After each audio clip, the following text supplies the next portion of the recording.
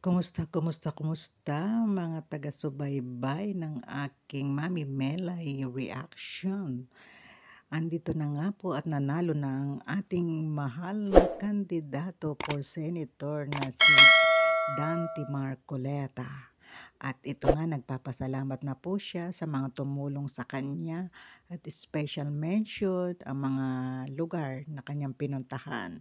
Naging special siguro sa kanya. At hindi nga akalain natin na ito ay mataas ang numerong nakuha. Kaya pakinggan na po natin ang ating minamahal na senador na talagang excited na sumabak dyan sa Senado.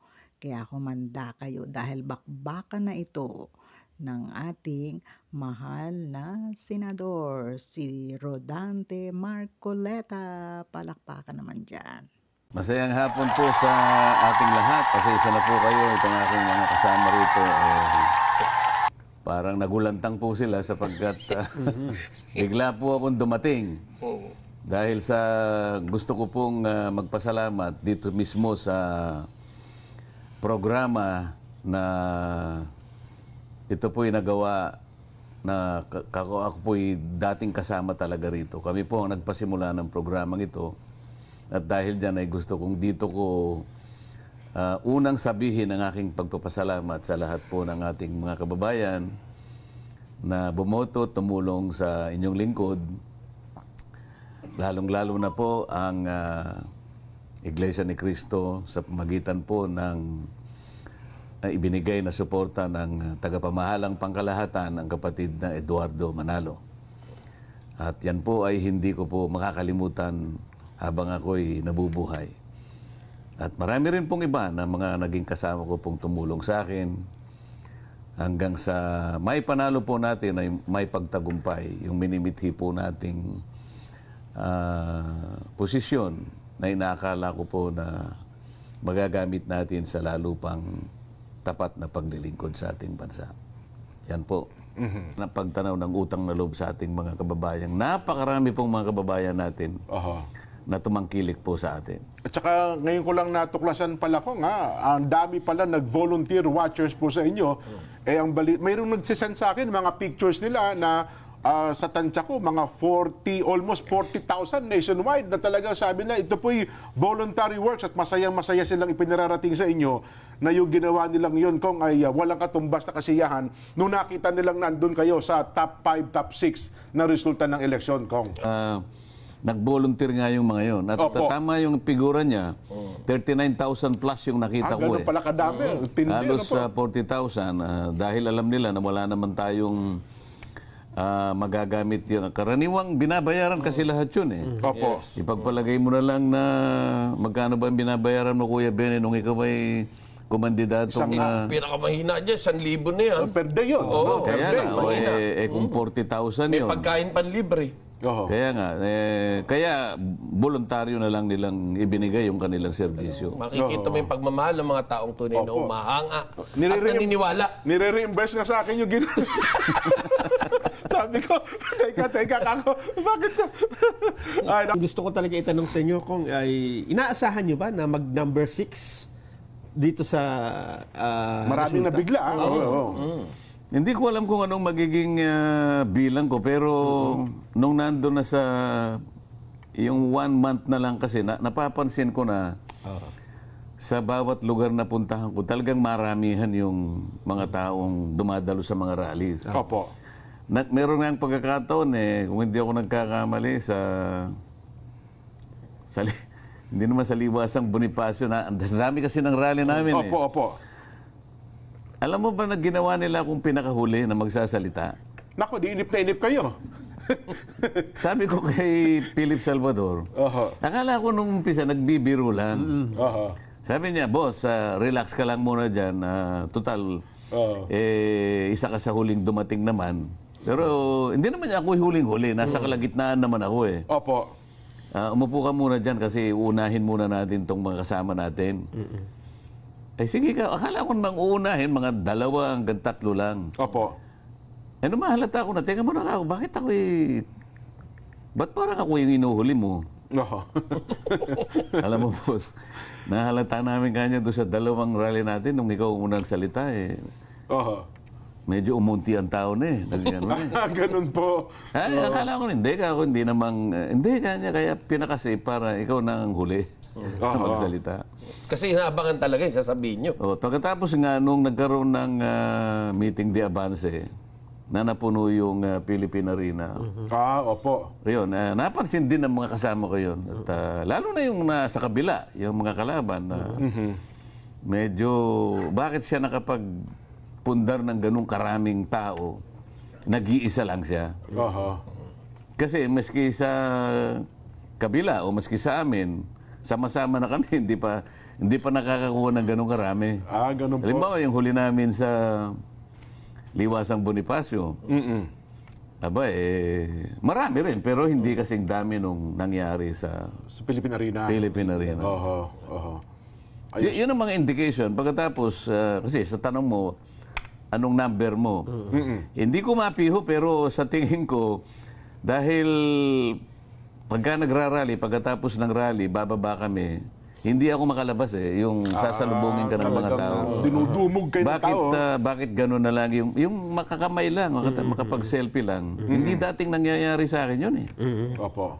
Hindi nangyayari sa akin yun. Marami rin, pero hindi gano'n nakasidhi yung ano. Habang papalapit yung... Ngayon sabi ko, teka muna, ang nakikita ko parang marami nang gustong bumoto sa akin. Yun ang naramdaman ko, Kuya Benny. Ano, ha? Iba na yung nararamdaman kaysa sa nakikita ko sa survey. Kaya pinagtatawanan ko lang yung survey. Ganun ho ba? Hindi, talagang mula noon, sabi ko, dati hindi naman ako naniniwala talaga. Pero nung nararamdaman ko na, kasi yung nagsasurvey naman, hindi nila nararamdaman yung nandun ka eh. Opo.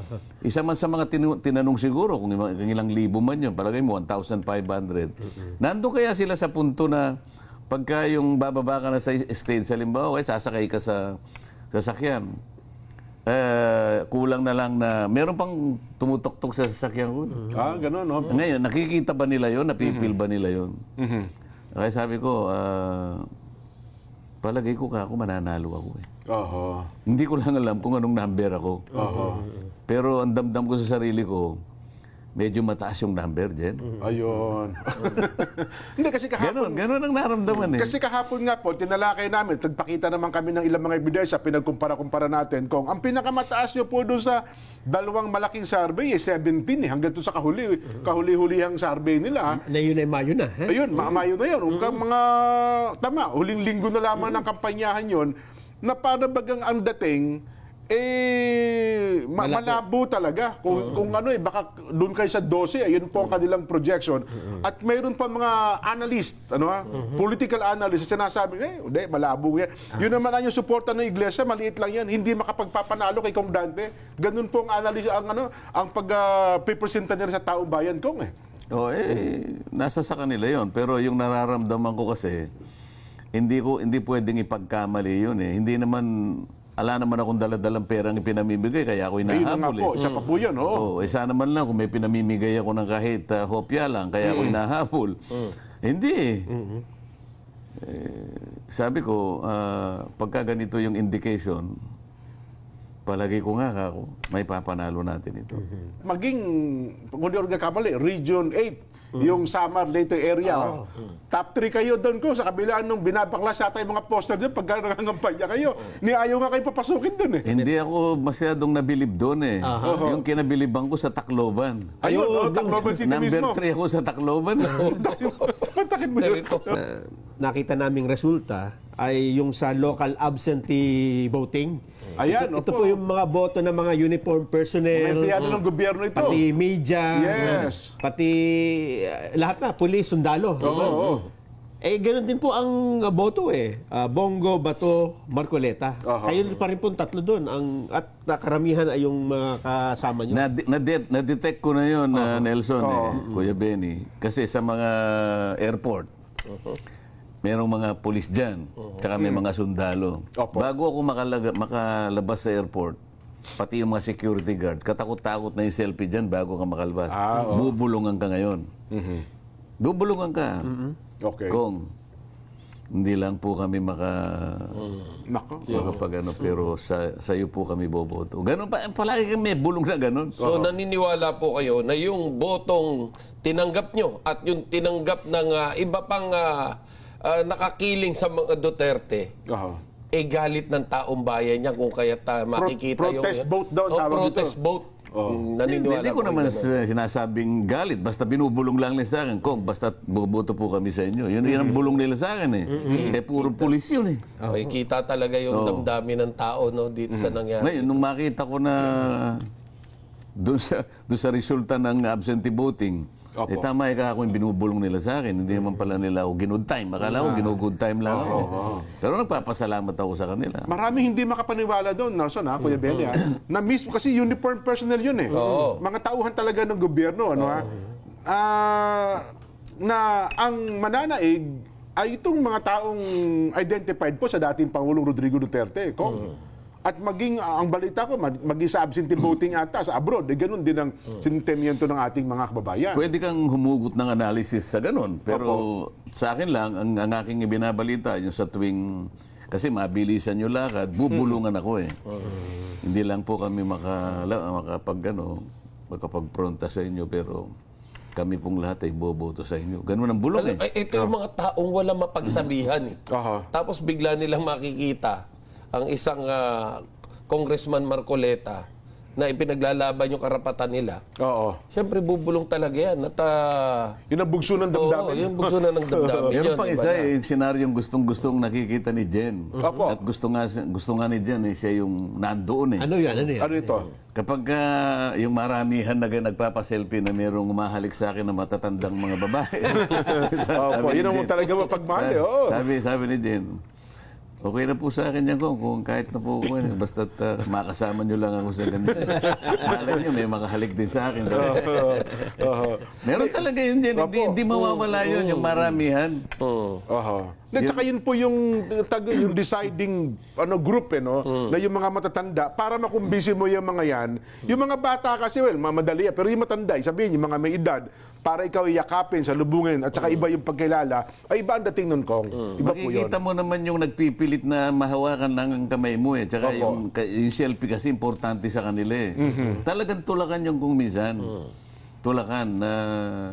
Doon ko unang nakita na mukhang mukhang marami, parang may groundswell na nararamdaman ko yung groundswell. Kaya sabi ko, check, may laban tayo dito. Well, Quezon, itong si Arman Angeles, yung mga watcher nyo raw po, yung mga poll watcher, nanonood po sa atin. Ayan. Pasalamatan natin yun, Kuya Benny. Yung Quezon na yan, importante rin sa akin yan. Yung mga tumulong sa akin yan, lalo na yung Infanta, Candelaria, marami. Ilang mga munisipyo yan na akin napuntahan. Tayabas, Sariaya, ayan. Talagang... Mga minamahal kong mga kababayan, sa ngalan po ng aking pamilya, ako'y taus-puso pong nagpapasalamat sa natatanging pagtitiwala na ipinagkaloob ninyo sa akin at sa pagkakataong makapaglingkod bilang isang senador ng ating bansa. Ang tagumpay na aking nakamit ay tagumpay po nating lahat. Para sa akin po, ito ay tagumpay na rin ng pag-iral ng demokrasya sa ating bansa. Isang panibagong yugto na nangangailangan ng nagkakaisang pagkilos para sa kabutihan ng ating bansa. Ang pagtitiwalang ito ay hindi lamang katuparan ng isang karangalan na iginawad sa akin. Higit sa lahat, ito po ay sumasagisag sa isang mahalaga ngunit mabigat na pananagutan. Ang paglilingkod ng buong katapatan. Pagsisikapan ko po, ito ay aking balikatin. hanggang sa aking mapatunayan sa inyong lahat na ako po ay karapat-dapat sa iginawad ninyong pagtitiwala. Ang kailangan po natin ngayon ay pagtutulungan, hindi hidwaan. Ang kailangan po natin ay hindi paligsahan ng akusasyon,